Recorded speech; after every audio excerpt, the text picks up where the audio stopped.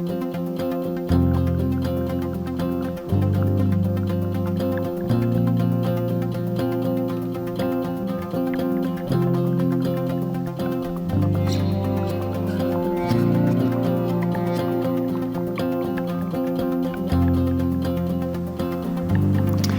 YouTube, Jerry Kirkpatrick here, and here we are on part 2 of a 4-part series on nickel plating.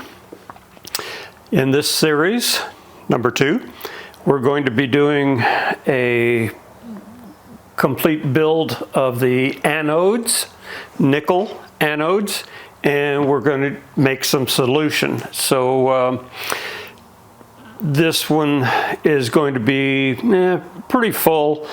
The anodes are, the way I'm going to make them is with welding rod. You may not, everybody may not have access to the welding rod. I'll tell you how to get a hold of it.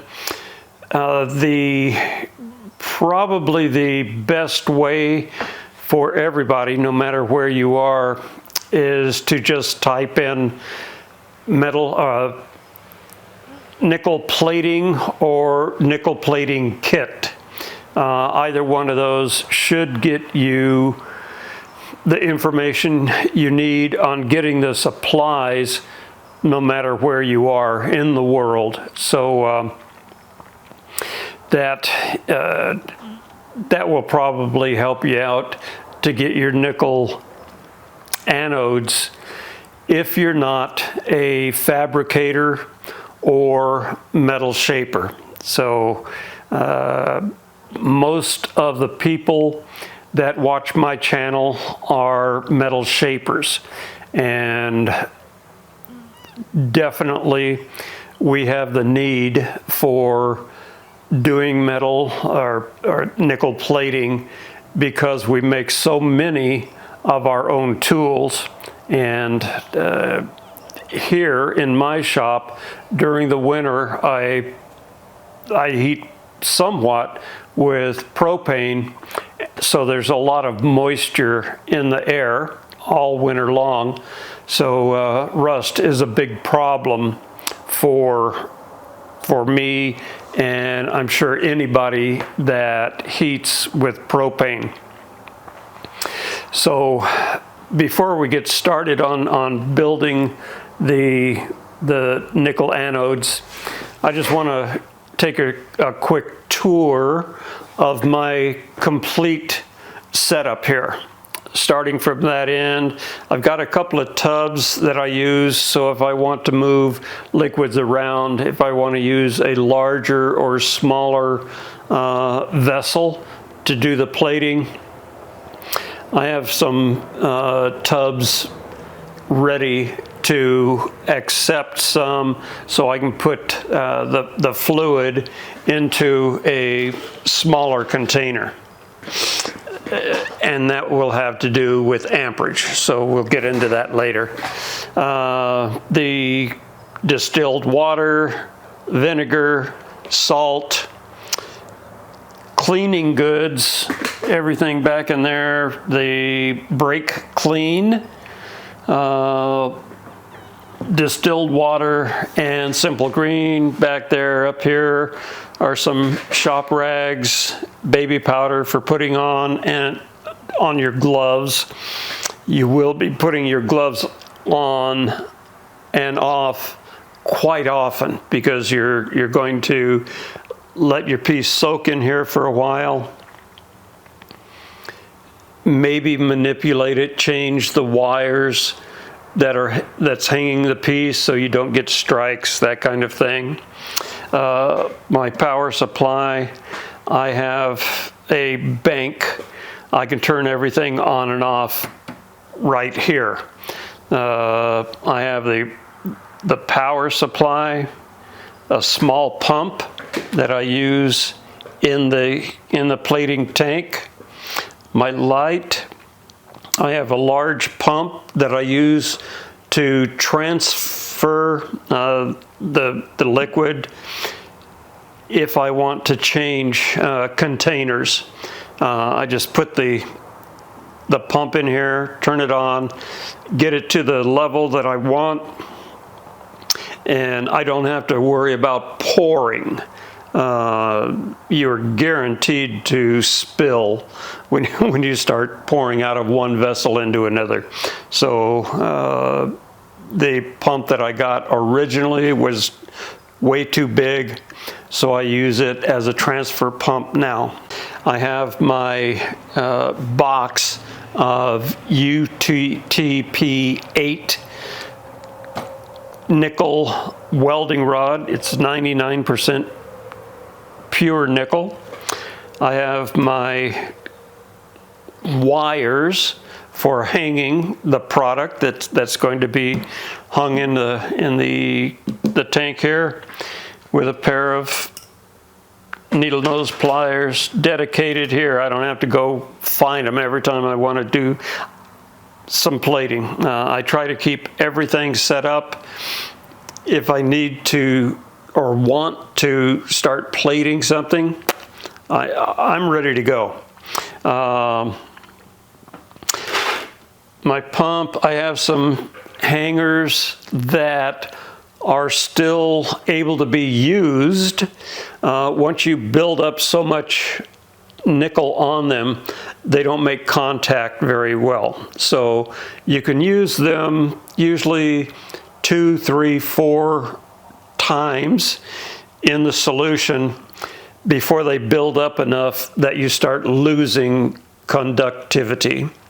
And then I also have a vibrating tank here, just Harbor Freight. It's the largest one they have, but it's ready to go all the time, and that is on this switch here. So that's my cleaning and plating setup. So if you don't have your nickel anodes, like I say, you can get those through Caswell, or if you type in nickel plating kit or just nickel plating, you'll have to find the source for your nickel anodes however you can. I use, like I said, welding rod.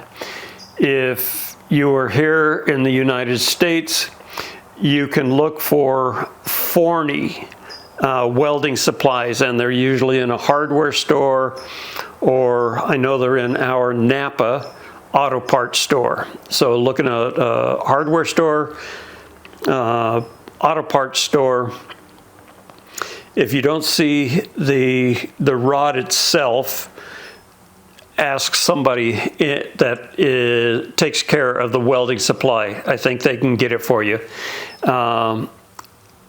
What that is a Super Nye Cast 99. That's the part number. That's what you're going to want to ask for.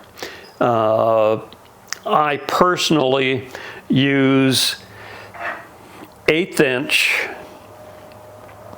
12-inch long UTP-8 welding rod, and I have a whole box of it. That's why I use it. It's 1/8 inch, 12 inches long, 1 pound of it.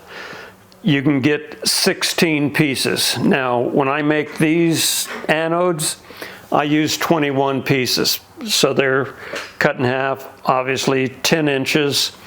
10 pieces gives me 2 anodes. The extra one is, so I have a little extra to make the hangers. So with that, let's get over to my bead roller and we'll start making the anodes. So as I stated, I use my bead roller to remove the flux from the rod, and I use the very smallest beading set to crush the flux, and that will remove, I would say, 70 to 90% of the flux off of the rod.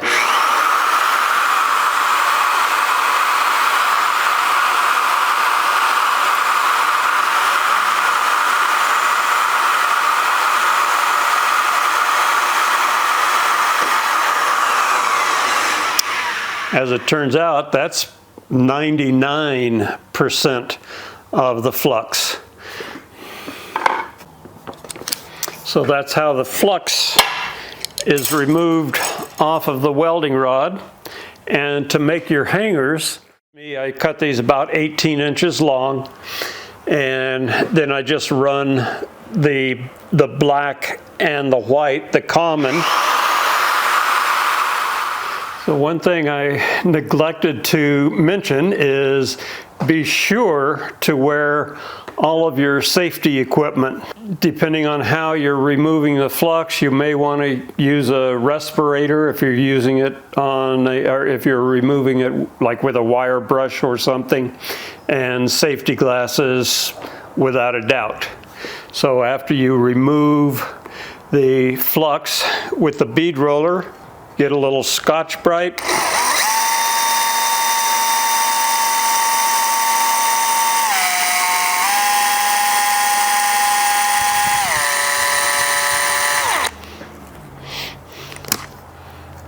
And you got a perfectly clean piece of nickel rod. And with your pieces of hanging wire, once you run this through the bead roller, you don't have to peel this off. What it's done is actually stretch, and it's cut in places. So all you have to do is hold the rod, and the insulation just slides right off. So you don't have to yank the insulation off. It'll just come off like nothing. So now that we've got the nickel rod cleaned, we're going to cut them in half and then weld them together. One of the rods, now the other thing I neglected to say was I'm using 16, which is 1 pound. So if you don't have the nickel rod, you find it at Forney, or you can get some other 99% nickel rod at any welding shop. You can use 1 pound and make a set of anodes. That's why I'm only using 16 instead of 20 like I usually make myself. But I'm going to go through this whole exercise, even making the solution and doing some plating, just with a 16, so you don't have to buy more than 1 pound of 1/8 inch, 12 inch long nickel welding rods.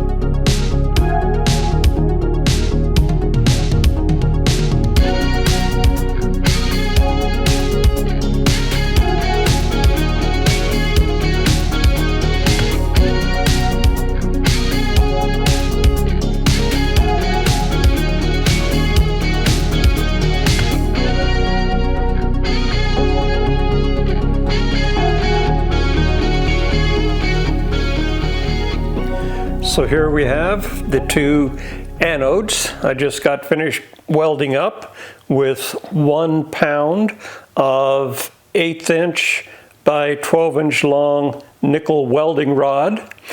This one has 15 pieces, this one has 16 pieces. The one that's missing from this one, I made the hooks out of. So now you have 1 pound of nickel that can be used up in your tank. Before we start making the solution, the plating solution, there will be nitrogen off-gassing. The negative electrode, the negative side, is going to be creating bubbles, and they'll be rising to the top, and then there will be some nitrogen introduced to the environment that you're in. So be sure to be aware of that. I have my north and south door open. I have a breeze going through here, so I'm not afraid of collecting the nitrogen and causing me any harm. So now let's get on with making your plating solution. And I'm going to use the whole process that I used when I very first started nickel plating. So you won't have to purchase a lot of stuff right from the beginning. Like I had no pump. I have a little pump now that I keep the fluid moving to take the bubbles away from the part that I'm plating. I'm going to use basically the same vessel that I started with, and this is 6 by 6.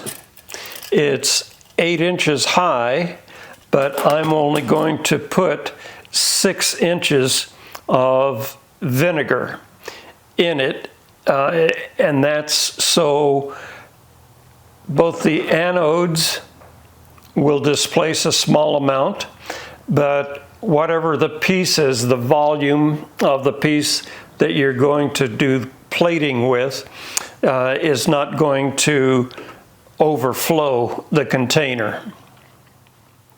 So 1 gallon of distilled white vinegar. Brought this up, I'm just about 1/4 of an inch above the 6 inch mark here. So if you get a vessel 6 by 6 by 6 with a little extra height, 1 gallon of vinegar will do you. So to start making the plating solution, I'm going to leave the smaller, the 1 pound anodes in, and I'm also going to use the anodes I make with 21 pieces, and I'll show you in a minute why I'm going to start with both. So if you're going to use some of the wall warts like I started with, I have here a 5 volt with a 0.7 amp. I have a 5 1/4 volt at 4.75 amps. I have a 12 volt at 1.5 amp, and you should see, find your wall wart if that's what you're going to be using. Find out what the output, the voltage and amperage is, and as we go through making the solution and plating, you'll be able to see how the power source that you're using, whether it's a wall wart or even a old battery charger. The older battery chargers go 6 volt and 12 volt, and they vary in the amount of amperage that they put out, and amperage is what you're going to be concerned with. So if you probably don't have the power source that you're going to be using right now, after you watch this video, get the source that you're going to be using, write that number down, the voltage and amperage, and then watch this again and see how it relates to the surface area of these two sets of anodes, and you'll get an idea of the length of time that it's going to take to make your solution. I am also not going to be putting any kind of covering, an old t-shirt, muslin. I use the yellow rags from time to time. I'm not going to cover them because I want you to be able to see the action between the two anodes as we're making the solution. And you'll see how much of one of them, the two anodes, one is going to be positive, one is going to be negative, and you'll see how much one is used up and how much is placed onto the other one. And as that process is happening, that is what is going to be making the solution. And I'm also not going to be using a little pump. I did not use anything when I first started. I just had to move the parts and make sure that bubbles didn't collect on the surface. So the next thing we have to do is hook up the power source to a set of anodes and start making the plating solution. So let me get the cameras moved around so we can get a good shot of the solution, the anodes, and our power supply. So here you can see my power generator and the vinegar in the container. In the front and the back, I have the larger anodes that I made with 21 of the welding rods, and on the sides I have the ones that I just made that are 1 pound or 16 pieces, 15 on one side, 16 on the other. And I have the power source set at 5 volts.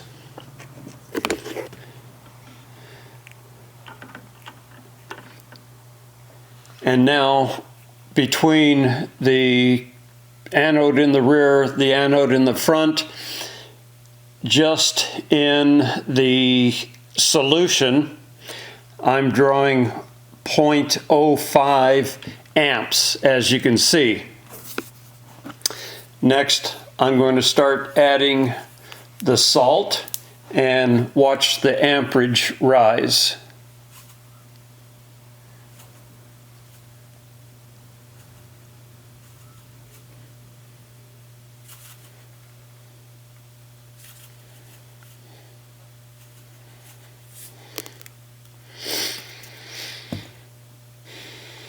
So with just that small amount of salt, we've come up quite a bit. Let's bring this up to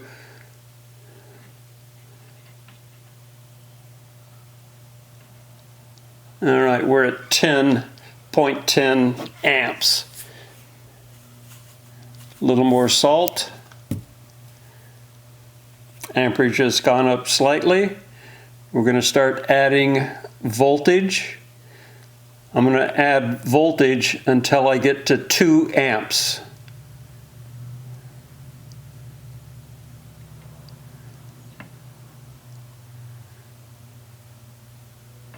There we go.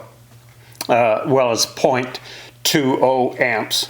And we're up to, well, let's bring this up to, okay, there's 8 volts, 0.2 amps. Let's add a little more salt.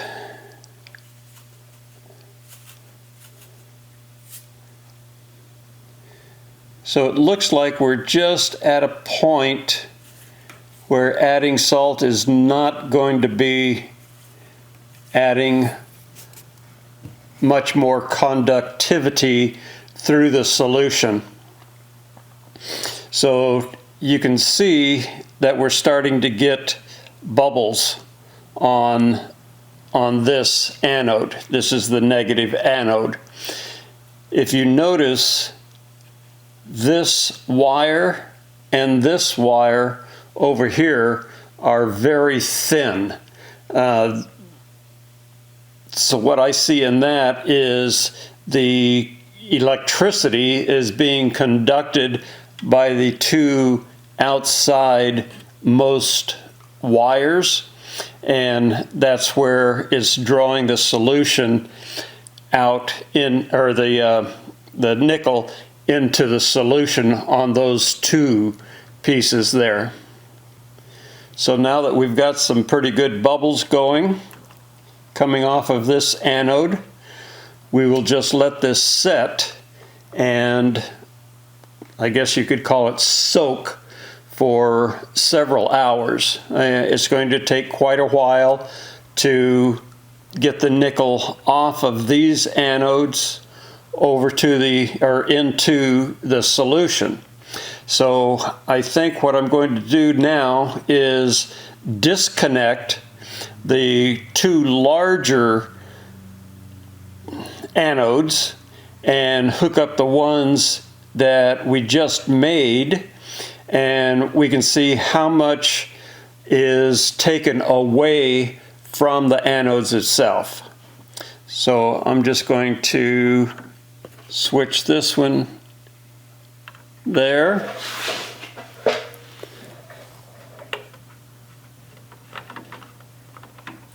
Take that one off of there. Hook it up there. We can take these two anodes out.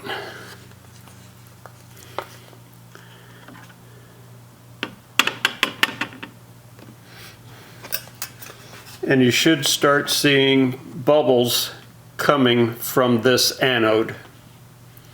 So let's let this soak for a while. I'll come back maybe every hour or so and see how much greener the liquid is going to be.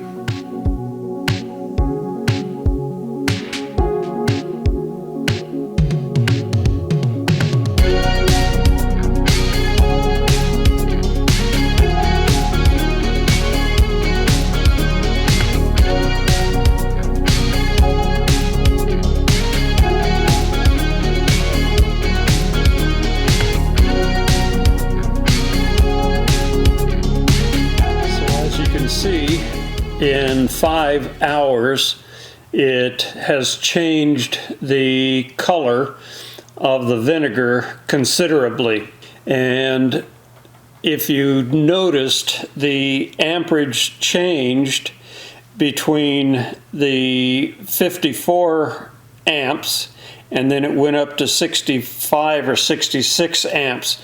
Well, that's because after I cut the video, I added a little more salt just to see what what that would produce, and apparently the earlier solution had absorbed and distributed the amount of salt that I had put in earlier.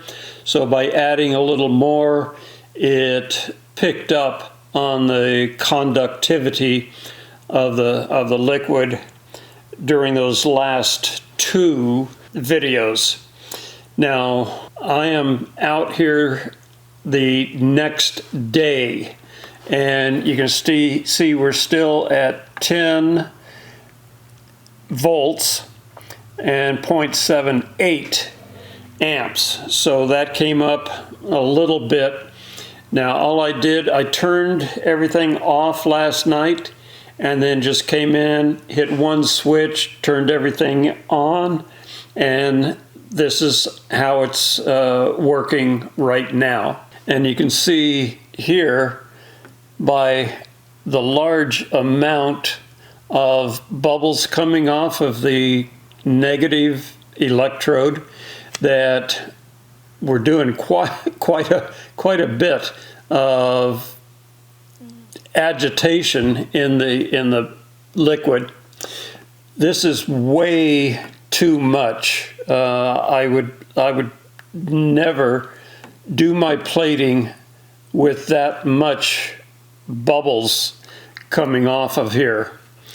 If you look at the far side, the anode with the positive cord, if you look down at the bottom of the tank, you'll notice some dregs, some little black pieces down there, and that is just stuff sloughing off of that anode as it's transferring the nickel from the positive anode to the negative anode. So that's it for this episode number 2. In episode number 3, we're going to be doing some actual plating, and you'll see what kind of amperage and voltage should be used in plating different volumes or different surface areas of material. So thank you very much for watching. Give me a thumbs up. If I'm lucky, I'll see you in the next one.